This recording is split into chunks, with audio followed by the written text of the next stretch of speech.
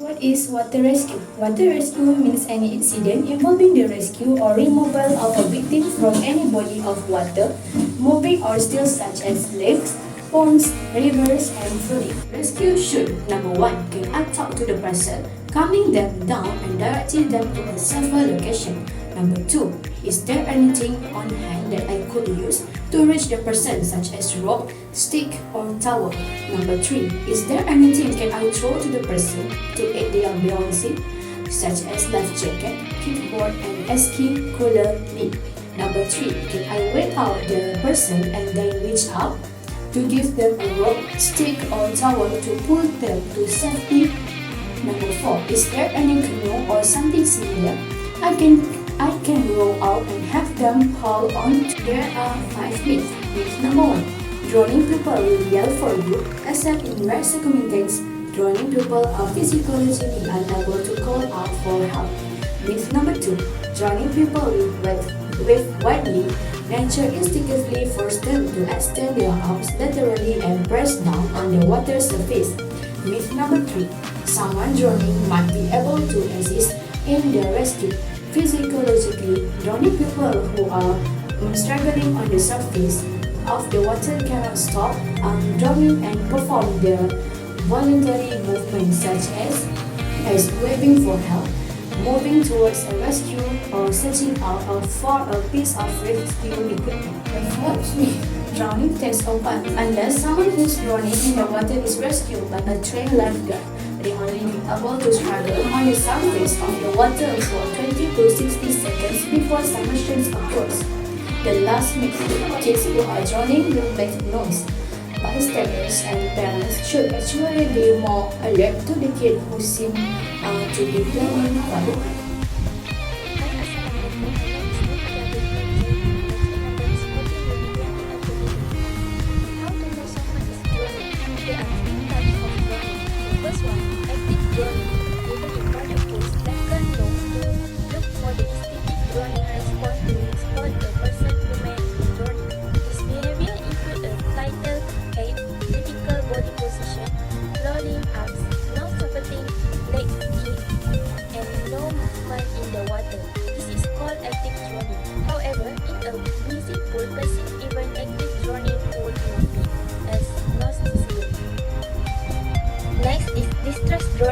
A distressed swimmer is most often a weak swimmer who has simply gone beyond his abilities, but he might also be a good swimmer who is very effective by cool water, or had been swimming underwater and hit a thermoline, a layer of water with a dramatic temperature difference that caused him to gasp or began to hyperventilate, or he caught in a riptide, imbibed alcohol, or is having a medical emergency, whether cramps or chest pain.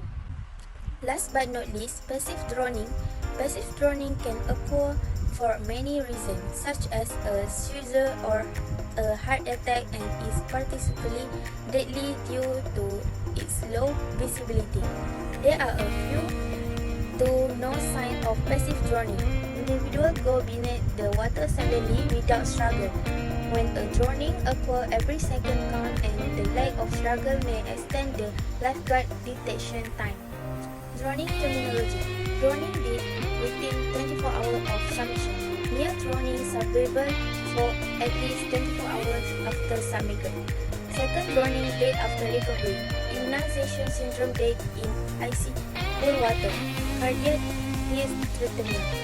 Wet drowning, large amount of fluid in lungs. Dry drowning dead to asphyxia secondary to laryngitis postmortem. That's all for me.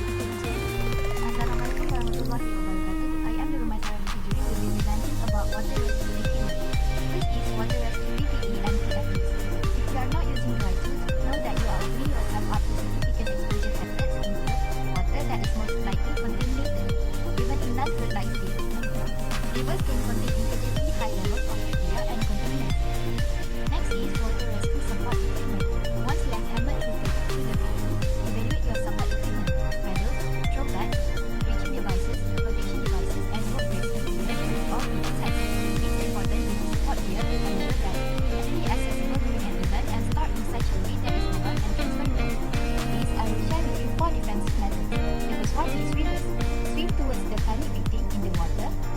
too close as the victim will try to cling to the rescuer.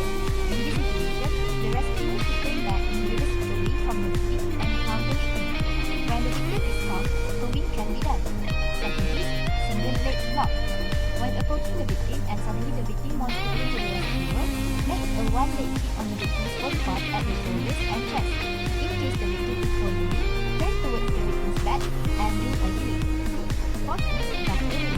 Ducking is a method of pushing the victim who is trying to approach, making a splash of the face so that the focus on the victim's face runs away from the rescuer. In the event of a confused victim, swing towards the victim's back and do a grip. That's all from me. Thank you so much. Hi, my name is Fatina Suha binti Abdul Malik, bin matrix member for DTO30064 2007. Today, I will tell you about the water rescue method. For your information, there are 6 water rescue methods, namely reach, throw, wait, row, lastly, swim and tow. Want to know more? Let's go! The first rescue method is reach. This reach method can be used and suitable to be used if the victim is close to the bank pool, riverbank and others. First of all, find something you can reach out to the victim with from dry land, such as a stick. Next, you need to lie down at the edge of the water while reaching out. If possible also, hold on to something. Lying down and holding on to something prevents the victim from pulling you in.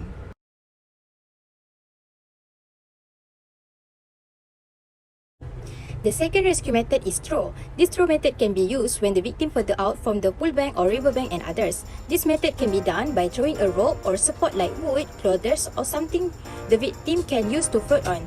Then you should aim it so the victim can reach it. But do not hit him in the head. Allow for wind and current and aim upstream of the victim.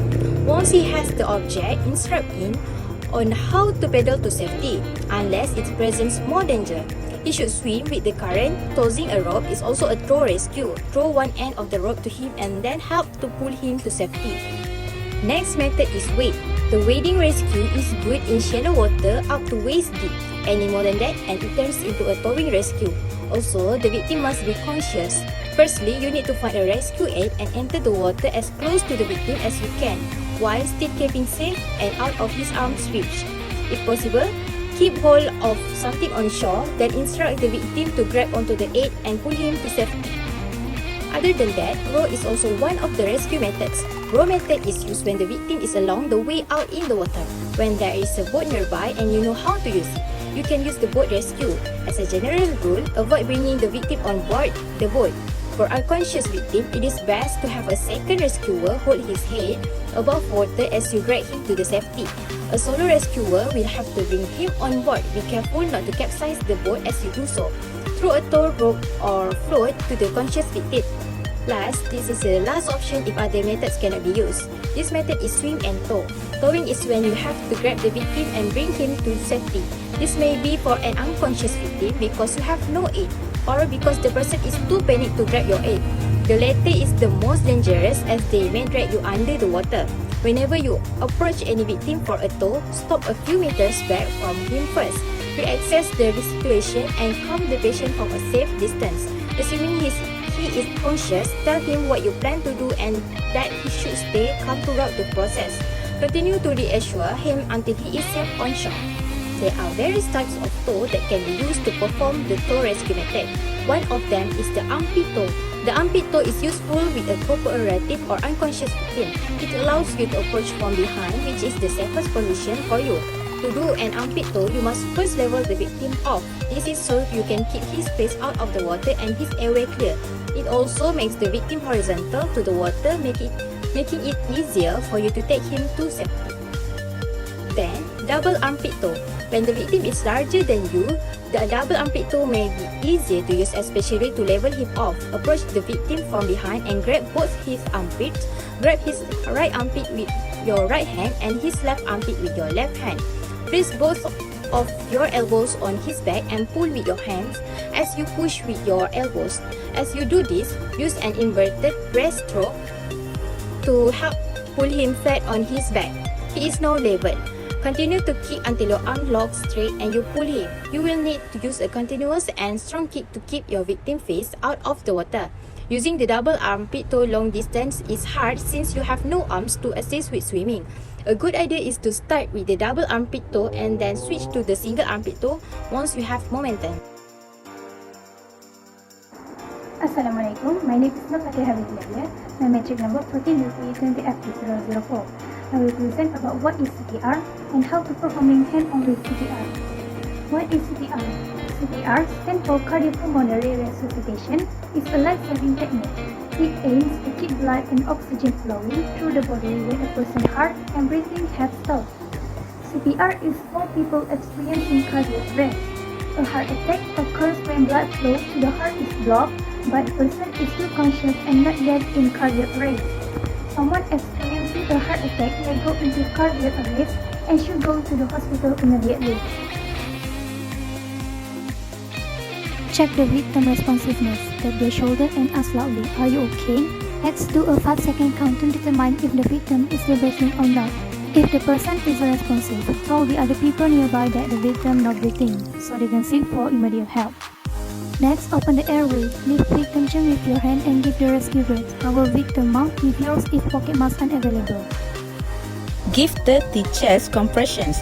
The hand position must 2 hands center on the chest, body position shoulders directly over hands, elbow locks, and the depth at least 2 inches.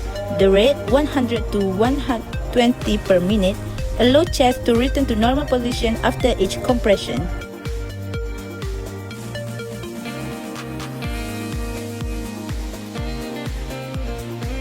Lay the victim on their left side and put the victim right hand on their left cheek, then gently tap their back until they're fully conscious.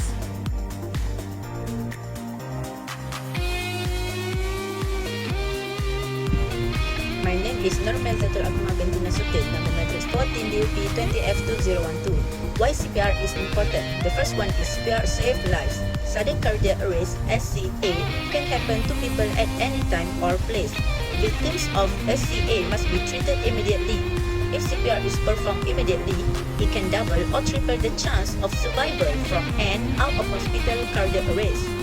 Next, CPR protects from brain death during cardiac arrest. The heart stops pumping blood to the brain and other vital organs.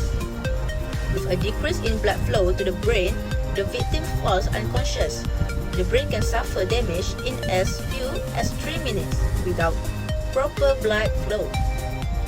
After 9 minutes without blood flow to the brain, there can be irreversible damage. CPR helps to keep blood flowing and may help minimize the damage to the victim.